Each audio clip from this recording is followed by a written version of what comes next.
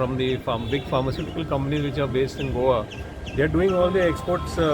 They are doing all the exports through JNPT, which is actually, you see, it's a very polluting exercise which is happening. A container is empty container is coming from JNPT, 650 kilometers. Then it's getting loaded in Verna. Then it's again going, so 1,300 kilometers of road travel one container is doing for export from Goa. It is a totally polluting exercise. Whereas in Goa, we should be promoting more of green cargo. However, Goa has got a beautiful port. When we have a service in Goa, why should a container go by road to JNPT? It is a totally a wrong thing. So one of the reasons the present vessel has stopped service is because there was no support from all these big pharma companies. If good support from pharma companies, then the present vessel operator who suddenly had to stop wouldn't have stopped, because there will be volumes. There is volumes. No shipping operator is going to stop. So I think our government also has to impress upon all the pharmaceutical companies based in Goa that you have to use Marmugao port. And today everybody is talking about being environmental friendly, being green. These are big pharmaceutical companies. They should be the first people to, be helping in this. If they all come and start, and these are high value cargo, the vessels will get good freight. So they should be the people who are to be told first, help Goa port. All the small exporters, they are dependent on Goa port. But the big pharmaceutical companies, today we bought a possible feeder operator who is already operating in the coast, and they are quite willing to bring a vessel to Goa. But what happens is now most of the ports along the coast of India have got their own infrastructure. They have cranes.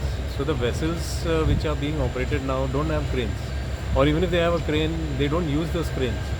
So when we met the port, we told them that this is the main thing. They've given us discounts, good discounts, which is, I think, a very appreciable thing by the side of on the side of the port, for giving discounts on the vessel hauling cost. But what happens is, the main thing required is the crane. For that also the port has been very responsive. They responded very positively when we met them today, and they are looking at the possibilities of getting a crane from some other port or from some other operator. Plus they are even ready to go for an expression of interest of putting the crane, but it takes some time. Plus we had a meeting now with all the other stakeholders, and we explained to them that this is the main issue which is required, is the crane for starting the service of container in Goa. So we are all going to be independently and as a body working to get a crane. And the stakeholders and the shipping lines who are there today, they are all very responsive that the service which we are going to start, they're going to support it. The exporters also have said they're going to. Issues taken up by like this, that the service has discontinued suddenly. So it has created a panic amongst the importers as well as the exporters. So that is the main issue which has come. They don't know which port to look after. Now generally what happens is, the export and import of the containers are roughly through three places. One is Mundra, second is JNPT, third is Cochin. That is the three Indian destinations. Some of them also do it through Colombo.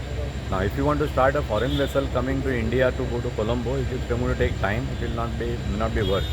So the many of the people, when they came to know from the trade, they managed to, all the associations have got together, the users and all the associations, Goa Chamber of Commerce, CII, GSI, Goa Small State Industries Association, Verna Industries Association, Pharma. So all the sectors have come together, and they also have called the line people also. So with those and customers agents, we could assess what is the requirement, because everything depends on the economic viability of a ship coming to this port and handling the cargo. If you say that we are going to have 1,000 containers coming at one shot per month, then it may not be economical. But if it is 300 and 400 consistently per week, then it makes viable. It will be viable, because the manufacturer, most importantly, what happens with him is that he cannot hold a cargo for 1 month. See, he has to dispatch it within 2-3 days, ideally. Okay, at the most he can wait for is 1 week. More beyond that, it is not possible. So we had got a person who had ready to arrange the ship for this. But the main problem, which in that case, if that ship comes, he was thinking 1,000 containers will get. So we told him it is not possible. So now it will be working on a lower scale, but the whole container traffic is such that you have to take the cargo within 24 hours. Now, ship's crane will not be able to handle this. So, what is the most important thing is the current setup. Now, current setup with MPT may not be strong enough to discharge the load and unload the ships for within 1 hour. That is the reason the ship owners are reluctant to come here. There is no other issue. So, if now we are able to source a harbor mobile crane for this type of cargoes to be done in such a short time, then whole problem can be sorted out. The ships owners will come themselves when they know that the business is there, they'll come together. So what we have done is, with the various users, etc. and all that, we have told them, we are circulating, we are from the group, and we are getting a feedback from them as to exactly how many containers are coming and which are their preferred destinations.